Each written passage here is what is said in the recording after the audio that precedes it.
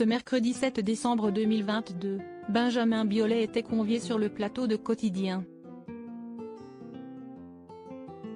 L'occasion pour le chanteur de réagir à différents sujets de l'actualité, notamment la Coupe du Monde au Qatar. Boycott ou non boycott? C'est un événement majeur de l'année 2022. Depuis le dimanche 20 novembre 2022, les caméras du monde entier sont tournées vers le Qatar. La 22e édition de la Coupe du Monde, organisée par la FIFA, est en cours et mobilise de nombreux supporters. Elle se terminera le dimanche 18 décembre 2022. Un événement complexe à suivre en raison des enjeux politiques et sociétaux. Quoi qu'il en soit, la France a réussi à atteindre les quarts de finale. L'équipe de Didier Deschamps affrontera l'Angleterre. De nombreuses personnalités se sont exprimées sur l'éventualité d'un boycott de la Coupe du Monde au Qatar. Plus surprenant, lundi 24 octobre 2022, alors que Zinedine Zidane assistait à l'inauguration de sa statue de cire au musée Grévin, le joueur s'est exprimé sur sujet. Je pense qu'il faut laisser la polémique de côté et laisser la place au jeu et la place à la Coupe du Monde. Pour tous les passionnés qui veulent juste voir du football, a ainsi jugé Zinedine Zidane devant la presse.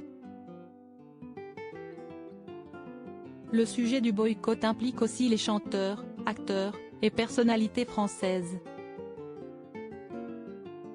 Ce mercredi 7 décembre 2022, Benjamin Biolay était convié sur le plateau de Quotidien.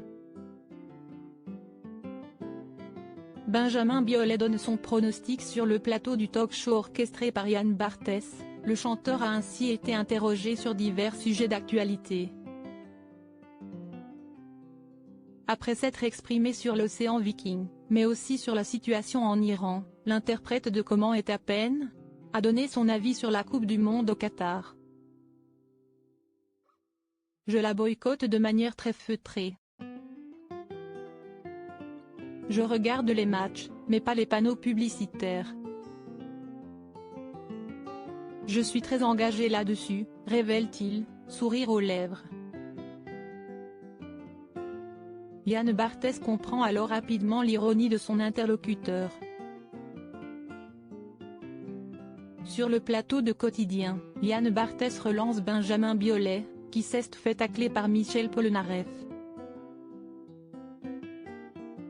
Je regarde les matchs de la Coupe du Monde, mais quand il y a le sempiternel plan sur Giovanni Vincenzo Infantino, le patron de la FIFA, note de la rédaction, je me cache les yeux, confesse-t-il, avant de rajouter que Dayo Upamecano est l'un de ses joueurs préférés. Sans lui, nous n'en serions pas là, rapporte l'interprète de Rends l'amour. Pour conclure le sujet, Yann Barthès lui demande ce qu'il fera le samedi 10 décembre à 20 h. Je boycotte. Je serai avec des amis qui boycottent avec moi, s'amuse à répondre Benjamin Biolay. Son pronostic, 2-1 pour la France contre l'Angleterre. Aura-t-il raison? Réponse ce samedi 10 décembre, sur TF1.